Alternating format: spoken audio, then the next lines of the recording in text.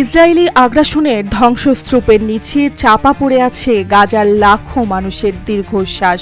বোমার শব্দ থেমে গেলেও থামেনি মৃত্যু।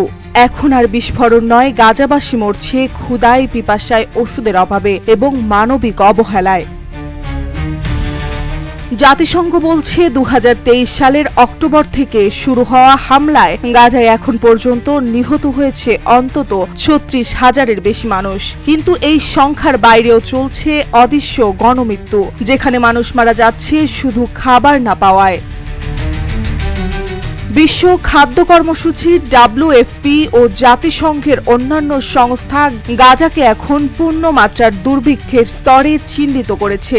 বিশেষ করে উত্তর গাজা এমন এক সংকটে আছে যেখানে 90% মানুষ দিনে এক বেলাও খাবার পাচ্ছে না। অনেক এলাকায় শিশুরা ঘাস, পাতা এবং পশু খাদ্য খেয়ে বেঁচে থাকার চেষ্টা করছে।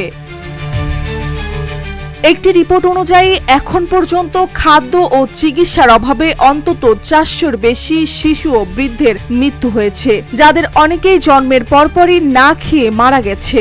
হাসপাতালগুলোতে বিদ্যুৎ নেই, পানি নেই, ওষুধ নেই। চিকিৎসকদের ভাষায়, আমরা মানুষকে মরতে দেখছি অথচ কিছুই করতে পারছি না। গাজায় সুপেয় পানির সংকট পৌঁছেছে চরমে। অনেক এলাকায় প্রতিদিন ব্যবহারযোগ্য পানির পরিমাণ মাথাপিছু 1 লিটারের নিচে। বিষাক্ত দূষিত পানি খেয়ে পেটের অসুখ, ডায়রিয়া, পানিবাহিত রোগে ভুগছে হাজার হাজার মানুষ। ইউনিসেফ সতর্ক করছে, পানির অভাবে শিশু মৃত্যুর হার বেড়েই চলছে।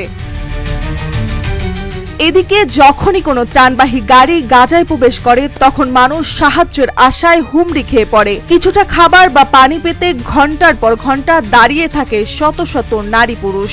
অনেক সময় এ ত্রাণ ছিনিয়ে নিতে গুলি চালানো হয়। পদদলিত হয়ে মৃত্যু ঘটে সাধারণ মানুষের।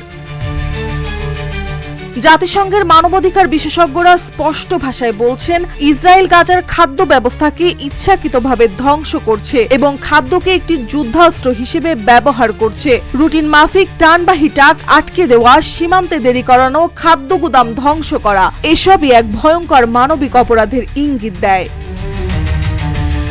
মার্জিয়া মৌ, রূপালী বাংলাদেশ।